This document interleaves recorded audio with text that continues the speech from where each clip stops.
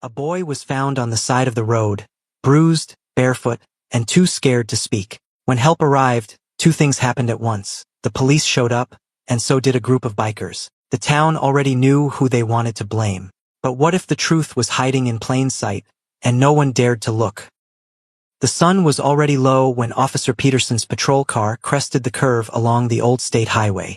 It was supposed to be a quiet stretch, no homes nearby, no reason for anyone to be there. And yet, a boy lay half-curled near the shoulder, one shoe missing, dust clinging to his skin. His arm was bent awkwardly beneath him, and his face was turned toward the road, eyes shut. Peterson barely had time to radio it in before the rumble of engines echoed down the incline behind him. 3 motorcycles. They rolled up slowly, the roar dying into idle growls. Matte black, worn chrome, old leather, unmistakable. The iron meridian colors were faded on the backs of the vests, but still there. One of the riders cut his engine first and raised both hands halfway, not in surrender, just calm. Peterson stepped closer to the boy without looking away from the men. He didn't recognize them personally, but he didn't need to. The town knew the club like it knew which diner had the burnt coffee and which mechanic overcharged tourists. The second officer, Dorsey, arrived seconds later, kicking up dust behind her as she pulled to a stop. "Call for medical," Peterson said, "and stay sharp." The man in the center, older, square-jawed, arms covered in road tattoos, stepped forward. "We found him like that," he said, voice gravel-thick but steady. "Pulled over to check. Saw him from the turn." Dorsey's hand hovered near her holster. Funny timing.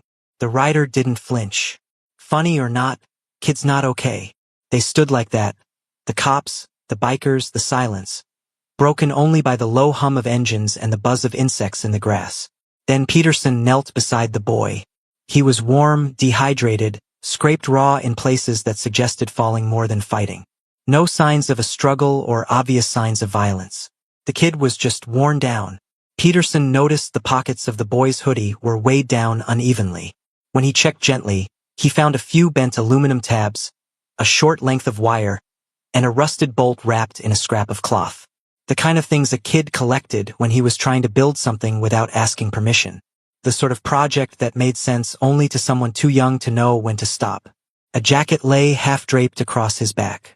Peterson picked it up carefully. Black leather, soft from use. A club patch had been ripped off clean, only the stitch holes remained. He looked up. None of the 3 bikers moved. That quiet restraint didn't sit well with Dorsey.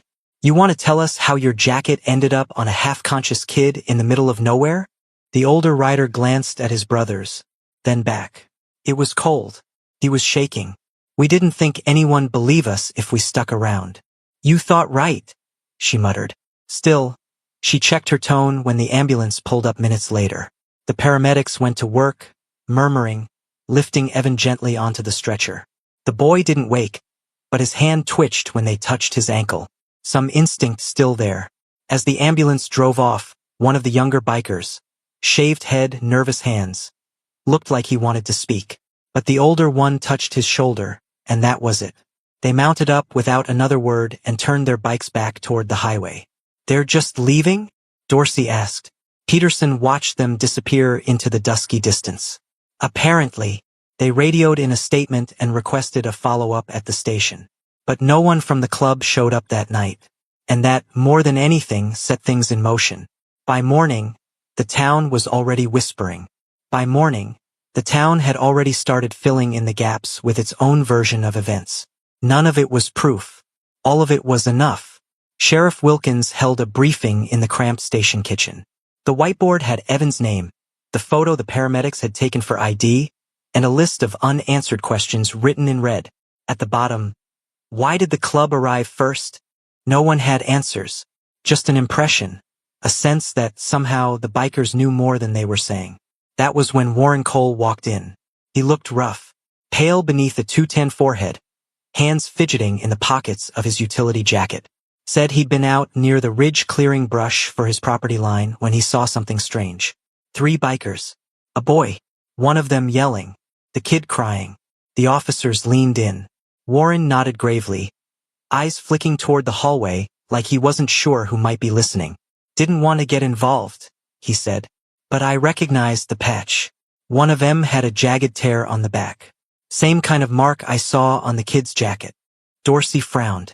The jacket we found was missing the patch entirely. He blinked. Then I guess they pulled it off after. She scribbled it down, but her gut told her something didn't add up. Peterson stayed silent. He remembered the way the older biker had stood. Not defensive, not afraid. Just steady. He also remembered how gently he'd touched the boy's shoulder before leaving. Still, Warren's story had weight. He was a longtime local, ran a fencing company on the south end of town, volunteered during the flood last year. The kind of man whose word got traction. Warren's property line backed up against the ridge trail. It always had. He knew who passed through there and when. A boy moving through the trees late in the afternoon wasn't supposed to be his problem, unless that boy had seen something he hadn't meant to be seen. In a town like this, blame traveled faster when it already had a direction. That evening, flyers went up across store windows. Did you see this child? Below it, a cropped photo of Evan, hospital gown, visible bruise on his temple, eyes still closed. The call to his mother came just before sunset. She had thought he was at a friend's house, working on something in the garage the way he often did. When she heard where he'd been found, she sat down hard in the kitchen chair and didn't speak for a long moment. Fear arrived first. Guilt followed close behind. At the corner of the flyer, barely visible, contact Officer Peterson or Officer Dorsey with info. By nightfall, the club's name was back on people's lips, muttered behind counters, shared over beers, written in online posts that danced just inside the line of libel. Old stories resurfaced, half-remembered, never proven, but familiar enough to sound true. The time a gas station was robbed 2 blocks from their garage. The rumor about the fire behind the truck stop. No charges, no proof, just years of fear that didn't need fuel to burn. Back at the hospital, Evan stirred briefly. A nurse noted that he reached for the blanket with his left hand, flinched at sudden footsteps in the hallway, and whispered something in his sleep. She thought it sounded like jacket, but no one heard him clearly, and no one yet was asking the right questions. By the next morning, the town had settled into a restless kind of energy. No one had reported the boy missing yet, not officially, which only made the rumors louder and the assumptions easier. Conversations stopped when strangers walked by. Store owners kept radios on low, waiting for updates that never seemed to come. The story had already shifted from concern to suspicion, and suspicion had found a familiar target.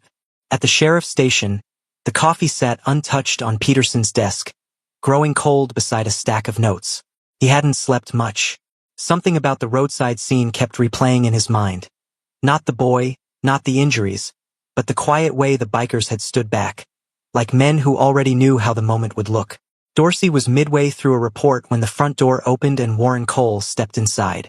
He carried himself like someone bracing against bad weather, shoulders tight, mouth drawn thin. His clothes were work-worn, dusty boots, a jacket with the logo of his fencing company stitched over the pocket. A local, reliable, the kind of man people waved to without thinking. "I need to tell you something," he said, voice low but steady. "About that boy." They brought him into the smaller interview room. Peterson stayed near the wall while Dorsey sat across from Warren with a notepad resting on her knee. "I was out near the ridge clearing brush," Warren began. "Been working that stretch lately. I heard something, a kid yelling. Not loud, like he didn't have much strength left." Dorsey kept her pen moving. "And you went toward the sound?" "I moved closer, stayed behind the tree line. Didn't want to be seen." He swallowed, eyes dropping briefly to the floor. "That's when I saw them." "Who?" "The bikers. 3 of them. Same ones folks have been talking about." He hesitated just long enough to seem reluctant. "One had a jacket with a torn patch on the back. Looked like something had been ripped off." Peterson's gaze sharpened slightly. The missing patch hadn't been mentioned publicly. "What were they doing?" Dorsey asked. "One of them was holding the boy by the shoulders. The kid looked exhausted, barely standing. I heard him crying." Warren rubbed his hands together, as if trying to warm them. "Then they set him down. One took off his jacket and covered the boy with it." What Warren did not say was how long the boy had been running before that. The scrapes on his hands and knees told a different story. The kind left by someone who had fallen more than once, gotten up too fast, and kept going without knowing where he was headed. Not chased yet, just afraid enough to believe he might be. The room grew still. Peterson finally spoke. "You're sure about that?" Warren nodded. "Clear as anything. I remember thinking it didn't make sense. Why cover him if they'd hurt him?" Dorsey glanced at Peterson but didn't pause her notes. "What happened next?" "They looked around like they were checking for witnesses. Then they got on their bikes and left. Didn't rush. Just rode off." Peterson stepped forward. "Why didn't you call it in right then?" Warren's jaw tightened. "You ever try calling the police on a biker club out in the open? I've got a business here. Employees. Family." He let the words hang, heavy with implication. "I waited until I was somewhere safe." It was a reasonable answer. It also explained nothing. After he left, Dorsey closed the notebook and leaned back. "He knew about the jacket." Peterson nodded slowly. "Yeah." They sat with that for a moment. Down the hall, a dispatcher relayed another tip from a resident who claimed to have seen motorcycles near the forest trail earlier in the week. Rumors were breeding faster than facts. Each one nudged the story in the same direction. Still, Peterson couldn't shake the image of the older biker's expression by the roadside. Calm. Focused on the boy, not the officers. Not the kind of look he associated with someone trying to hide a crime. "Run his phone records," he said quietly. Dorsey raised an eyebrow. "Warren." "Anonymous call came in before sunrise," Peterson replied. "Said the club was involved. If he was already this sure, I want to know when that certainty started." Later that afternoon, the first confirmation came back. The tip line call had originated from a business number registered to Warren's company. It wasn't that Warren needed proof. He needed distance. The club already carried the weight of old rumors, half-remembered stories people were comfortable believing. Pointing in their direction didn't require convincing anyone, only reminding them of what they thought they already knew. Dorsey stared at the screen. "That's interesting. Could be coincidence," Peterson said, though his tone lacked conviction. Outside the station, the town continued building its version of events. Online comments piled up under news posts. Old photos of the Iron Meridian clubhouse resurfaced, shared with captions that hinted at secrets and danger. A history half-remembered was being polished into something sharper. Warren, meanwhile, stopped by the hardware store on his way home. He chatted easily with the cashier, asked about her kids, bought a roll of fencing wire he didn't need. Anyone watching would have seen a man going about his day. Only once, as he stepped back into the parking lot, did his composure slip. His eyes drifted toward the distant tree line beyond town, and his mouth tightened into something that looked less like worry and more like calculation. Back at the hospital, Evan stirred again in his sleep. A nurse adjusting his blanket heard him murmur a word she couldn't quite make out. Something about a man. Something about running. She wrote it down anyway, because while the town was busy deciding what it already believed, the truth was still trying to find its voice. The Iron Meridian clubhouse sat on the edge of town, surrounded by old cottonwoods and the low hum of cicadas. The building had once been a machine shop, long before anyone remembered. Now, most days it served as a kind of middle ground. Bikes pulled in, engines cooled, voices murmured. But that evening, the place felt heavier. Inside, the three men from the roadside leaned over a weathered map of the ridge trail. The youngest, Dean, paced near the tool racks, chewing the side of his thumb. Bolton, older, all muscle and quiet breath, watched him but said nothing. Mason, the one with the torn jacket, didn't look up from the map. "They've already decided we're guilty," he said. "Doesn't matter what we say." Dean turned. "So we say nothing? Just sit around while people spit on us in town?" "That's exactly what we do," Mason said, his voice flat. "Because the second we talk, it becomes about us. And the kid's already in a hospital bed. He doesn't need our names wrapped around his story." "Then we wait for what?" Dean asked. "A trial we won't get to speak in?" Bolton finally spoke. Just 2 words.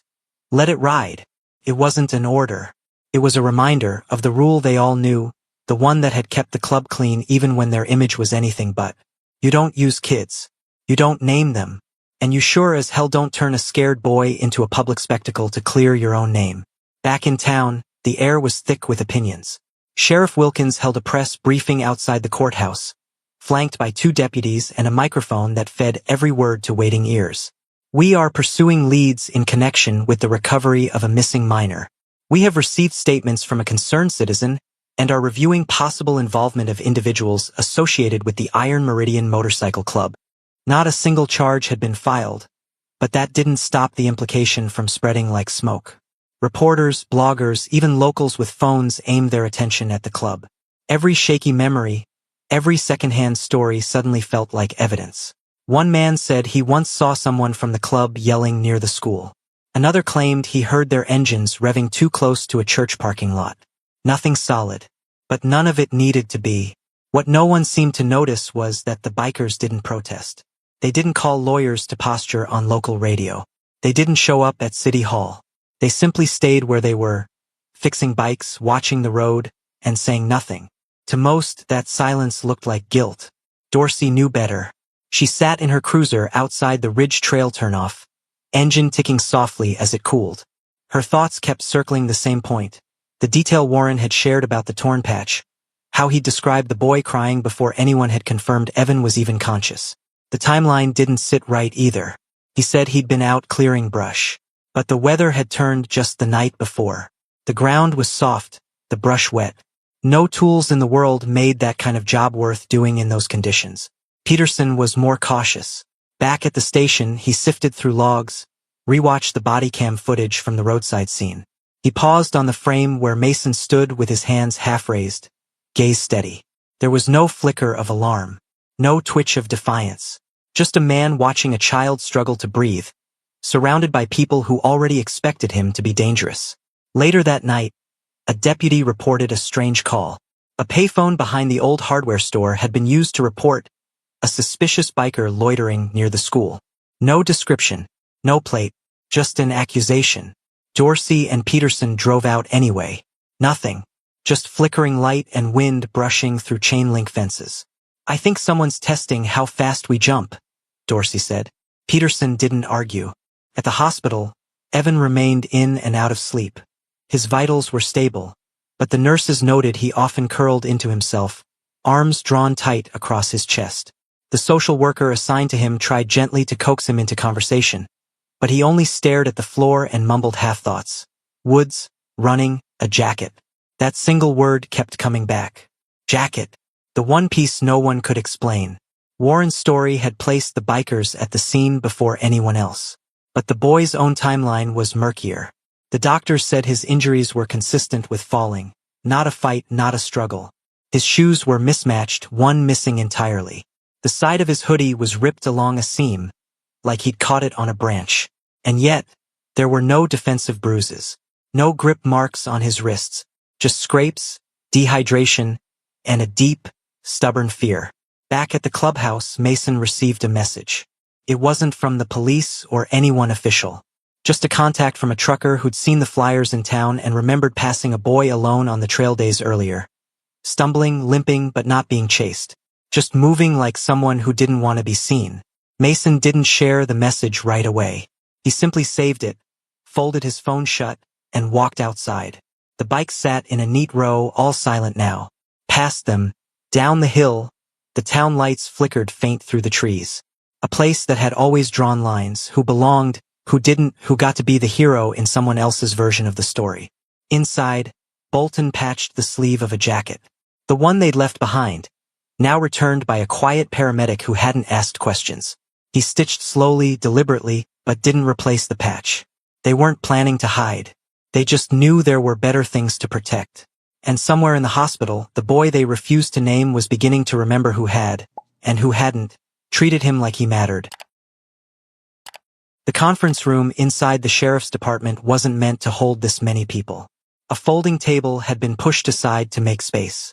Chairs scraped tile. The overhead lights buzzed. Too bright, too clinical, washing every face in hard white. On one side stood the bikers, Mason, Bolton, Dean. Leather vests worn, but clean. Eyes forward, hands loose. No one spoke. Warren Cole stood near the door, arms crossed, expression carefully neutral. His utility jacket had been replaced by a button-down tucked neatly into new jeans. He looked every part the reasonable witness. calm, cooperative, almost polished. Peterson leaned against a cabinet near the back wall, arms crossed, mouth unreadable.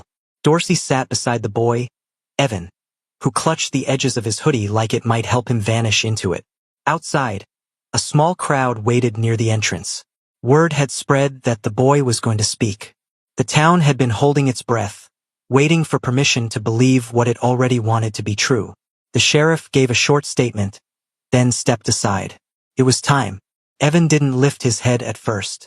His eyes stayed on the floor, fingers tightening, breath shallow. Dorsey gave no encouragement, no prompt. Just silence, the kind that gives space instead of pressure. Eventually, the boy's voice came, soft, barely there. I was walking, he said. I wasn't supposed to be out, but I went through the trees. I saw something. Warren shifted, but didn't speak. Evan's eyes moved toward the far wall, avoiding faces. I heard shouting. It was coming from behind the shed near the ridge trail. I hid. His mouth trembled. I think he saw me. Dorsey remained still. Across the room, Mason lowered his gaze. The boy blinked hard, then looked up, just once, scanning the faces in front of him. When his eyes landed on Warren, his whole body changed. He shrank slightly, shoulders curling in, like a memory had wrapped itself around his spine. That man chased me, he said. It wasn't loud, but it landed with weight. Warren's jaw tightened. Son, I think you're... I ran. Evan interrupted, voice rising. I didn't have both shoes on.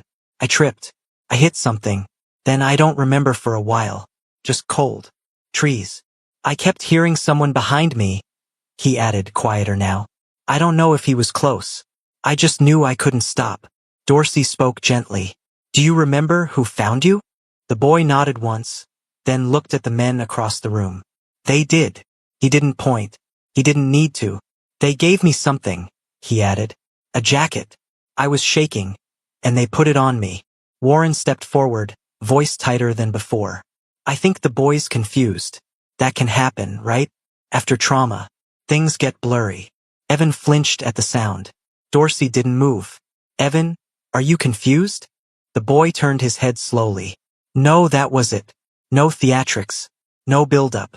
Just a child refusing to be redirected. In the corner, Peterson straightened. Warren laughed. Quick. Sharp. Like he'd been holding it in. You're going to take that as gospel? A scared kid who doesn't even remember how he got there. Mason finally looked up. He remembers who chased him. Warren turned on him. You don't get to play righteous now. You think covering a kid with a jacket makes you a hero?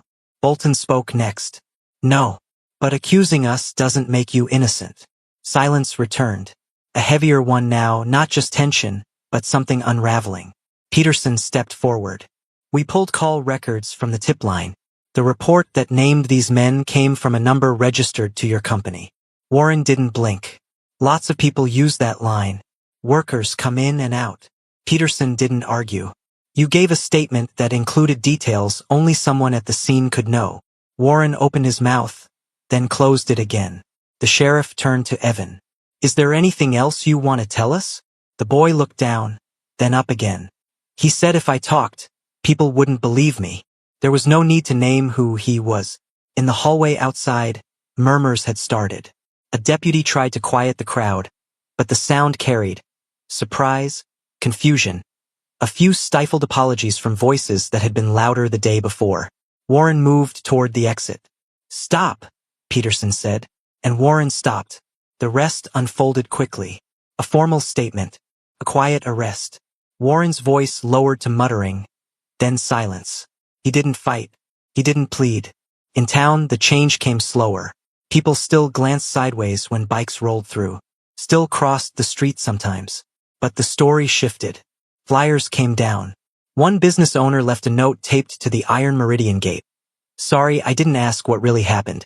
Back at the clubhouse, Mason hung the jacket on a hook by the door. Still didn't have a patch. Dean sat on the steps out front, picking at a tear in his glove. Bolton returned from a ride up the ridge, dust clinging to his boots. They didn't talk much. They didn't need to. Later that evening, a knock came at the door. Evan stood outside with a nurse at his side, holding something wrapped in brown paper. He handed it to Mason, quiet and steady. Inside the wrapping, a hand-drawn thank you note, and a single word, written in uneven letters. Safe. He was going back to school the following week. The social worker had already spoken to his mother. The trail near the ridge was off-limits now, marked and monitored. Small corrections quietly made. No headlines. Just a child being returned to the parts of life that didn't ask him to run. This story reminds us that truth isn't always loud, and courage can come from the smallest voice. What would you have done if Evan pointed at you? Comment below, and don't forget to like, share, and subscribe to embrace the journey for more powerful stories like this one. See you in our next video.